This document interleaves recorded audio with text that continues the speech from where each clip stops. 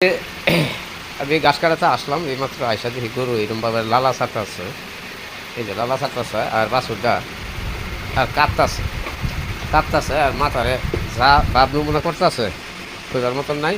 এই যে বাছুর ছটফট করতেছে আর অস্থির অস্থির করতেছে।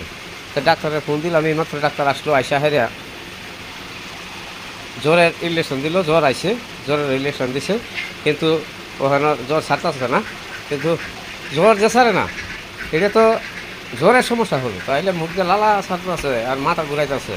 এই রোগটা তো বুঝতেছি না যে আমার ফার্মের প্রথম এই রোগটা দেখা দিল। কিন্তু এই রোগটা তো আমি কোনোদিন আমার কোনো গরুর হয় নাই, আমি বুঝতে পারতাছি না। এই যে কীরকম শর্টবট করতেছে গরুটা, দেখেন এই যে শর্টবট করতেছে, এটা বাছুর। আর এই যে এটা হলো তার মা, ওইটার মা হইলো এই গাড়িটা, ওর খালি তাকায় রয়েছে। এই দেখেন অবস্থা, এই যে খালি শর্টবট করতেছে। আর এই মাত্র ইঞ্জেকশন দেওয়া হইল গরুটারে। এই দেখেন যে অবস্থা করতেছে এখানে, এই যে গরুটা কেটে কেটে, ওখানে আমি দুশ্চিন্তায় আছি ব্যাংক করে কি অবস্থা। এই যে একটা যখন খেঁচা থাকে, গার খেঁচে নেয়, এই গার খেঁচে খেঁচে নিতেছে। অবস্থা খুব ভালো না এই বাছুরটার, বুঝতেছি না কিছু করতেছে। বড় পাইপ দেয়া গোসল করাই দিলাম, তারপরে শরীর ছাড়তেছে না।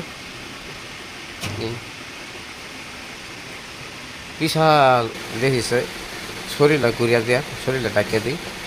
এই দেখেন চাইরা তো চাইরা দিছে, ভয় খাইতেছে এমন অবস্থা। এমন অবস্থা দিই আবার খেতা দিয়ে ঘুরিয়া দিছি, তাও যদি না ছাড়া তাহলে বুঝতে পারবে না যে হয়তো শরীরের মধ্যে কোনো শীত থাকতে পারে। হ্যাঁ, এই যে বিশাল অস্থির, বিশাল অস্থির অস্থির করতেছে। তার নিজের বাচ্চা খাইলা, হ্যাঁ ওর বাচ্চাই 2 দিনে 2টা বাচ্চা খাইয়া যাইছে। ওখান থেকে বেশি অংশ সময় আমার বাচ্চাটা খায় খালি। কারণ এই অবস্থায় কি থাকবে, কি গলি ঢুকে কি, এটা সন্দেহ হতো। তার বাসায় সিসি